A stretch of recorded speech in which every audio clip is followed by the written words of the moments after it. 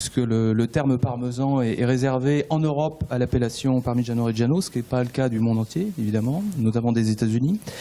Alors le consortium de tutelle a pour charge la protection de l'appellation d'origine, mais également sa promotion, et ce, sur l'ensemble des marchés. C'est vraiment un poids lourd de l'Italie, hein, c'est à peu près 16% de la production laitière italienne, 3 500 000 de meules produits chaque année, et la France représente 20% des exportations, les exportations représentant, elles, 37% de la production. C'est vraiment un produit d'excellence qui joue un rôle, à mon avis, assez majeur au niveau de la présence de l'Italie dans le monde entier, à travers des très grands produits, et c'est vraiment un produit de terroir par excellence. Il y a deux paramètres fondamentaux qui président toute innovation.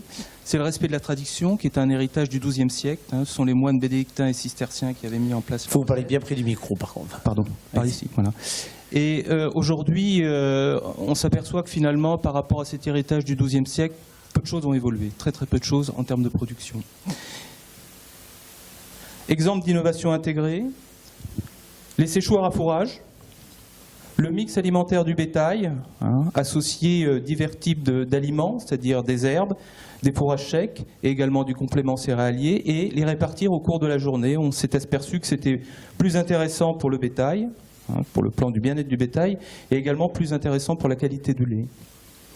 Ensuite, les larges citernes de transport du lait, qui ont été introduites au profit, et non pas au détriment, mais au profit des petites citernes, et les larges bacs d'écrémage pour lesquels on s'est aperçu qu'il y avait là aussi un bénéfice pour la qualité du lait. Innovation et concurrence.